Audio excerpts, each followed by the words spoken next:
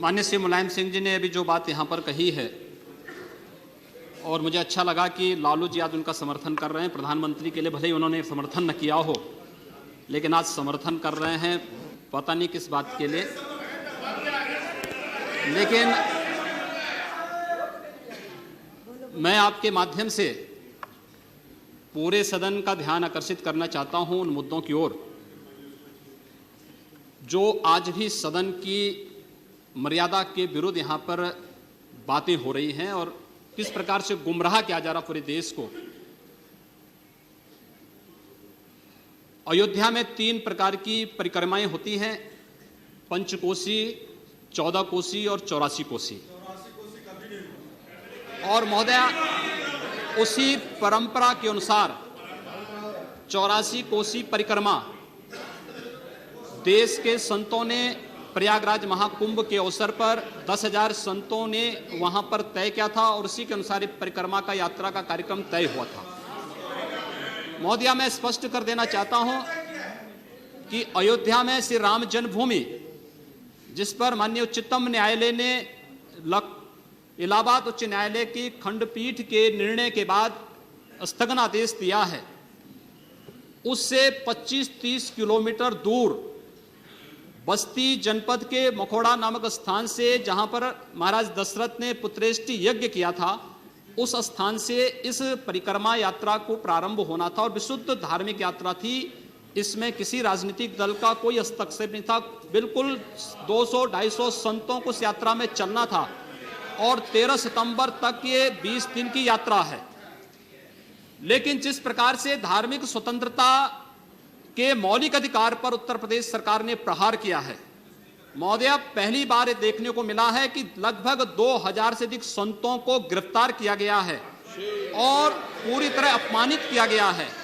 यहां तक कि अयोध्या जी में सरयू जी का स्नान करने वाले जो संत ऐसे हैं जो केवल सरयू जी का स्नान करते हैं, उसी का जल का ग्रहण करते हैं, उन्हें वहां सरयू जी का पूजन नहीं करने दिया गया, स्नान नहीं करने दिया गया, जबरन उठा करके बंद कर दिया गया, उन पर लाठियां चलाई गई हैं, पूरी तरीके से अपमानित करके। सबसे पहले तो सरकार ने हमारे संवैधानिक और मौलिक अधिकारों का हनन किया है।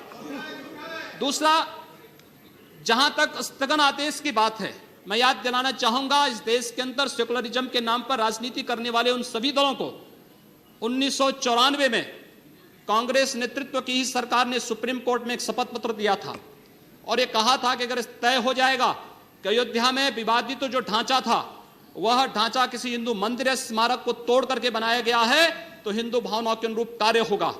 आखिर यह साबित हो चुका है। अयोध्या में 30 सितंबर 2010 को इलाहाबाद उच्च न्यायालय की लखनऊ खंडपीठ की पूर्ण पीठ ने जो फैसला दिया है, उसमें तीनों जजेस ने एक स्वर से कहा है कि विवादित भूमि ही राम जन्मभूमि है और जब विवादित भूमि राम जन्मभूमि है तो फिर उसके लिए कानून बनाने की मांग इस देश का संत समाज कर रहा है, कोई पाप नहीं कर रहा है।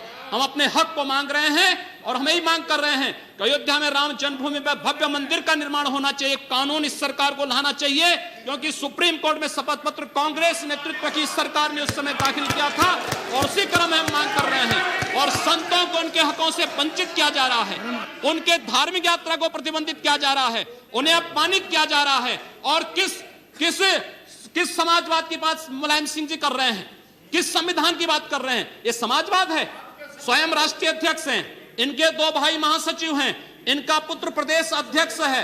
कौन से समाजवाद की बात करते हैं? परिवारवाद की बात करते हैं। बेवकूफ बना रहे देश को, ये केवल देश को बेवकूफ बनाने का कार्य कर रहे हैं और बेवकूफ बना करके समाजवाद के नाम पर समाज को बेवकूफ बना करके सेकुलरिज्म की धज्जियां उड़ा रहे हैं।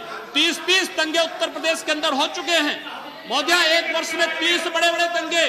हर दंगे में हिंदू प्रताड़ित हुआ है, हिंदू जेल में बंद हुआ है और ये सरकार परंपरा की बात करती है। किस परंपरा की बात इस सरकार कर रही है? कि आतंकवादियों के खिलाफ दायर मुकदमों को वापस लेना कौन सी परंपरा का हिस्सा है? ये सरकार उत्तर प्रदेश के अंदर जिस प्रकार से सरकारी जमीनों को कब्रिस्तान के नाम पर आवंटित कर रहा है, कौन सी परंपरा का हिस्सा है? जिस प्रकार से वहां के गरीबों, वहां के पिछड़ी जाति, वहां के अनुसूचित जाति के हकों पर डकैती डला करके यह सरकार जिस प्रकार से जंगल राज कायम की उत्तर प्रदेश के अंदर, आखिर वो किस परंपरा का हिस्सा है? और इसीलिए मैं आज के इस माध्यम से आपसे अनुरोध करना चाहूंगा, उत्तर प्रदेश सरकार ने उत्तर प्रदेश के अंदर हमारी धार्मिक भावनाओं का अपमान किया है, संतों को अपमानित किया है। इस सरकार को रहने का अधिकार नहीं होना चाहिए, इसे तत्काल बर्खास्त किया जाना चाहिए।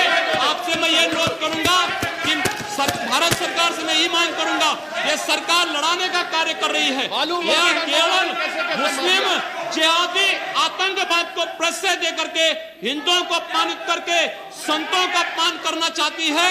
और इसीलिए 84 कोसी परिक्रमा को इसने रोका है। महोदया, जितनी फोर्स वहां लगाई गई उसका दशांश भी, महोदया, उसका केवल दशांश भी केवल सुरक्षा के लिए देखी 200-250 संत अपनी धार्मिक यात्रा को शांतिपूर्ण ढंग से निकालते। इस सरकार ने यात्रा पर रोक लगा करके उत्तर प्रदेश के अंदर 10 करोड़ लोगों को पीड़ित किया है, अपमानित किया है, उनको परेशान किया है। और यही नहीं, यह सरकार लगातार हिंदुओं को अपमानित करने का कार्य कर रही है। और इसीलिए मैं आपके माध्यम से अनुरोध करूंगा, इस सरकार को रहने का कोई अधिकार नहीं, इसे बर्खास्त किया जाना चाहिए।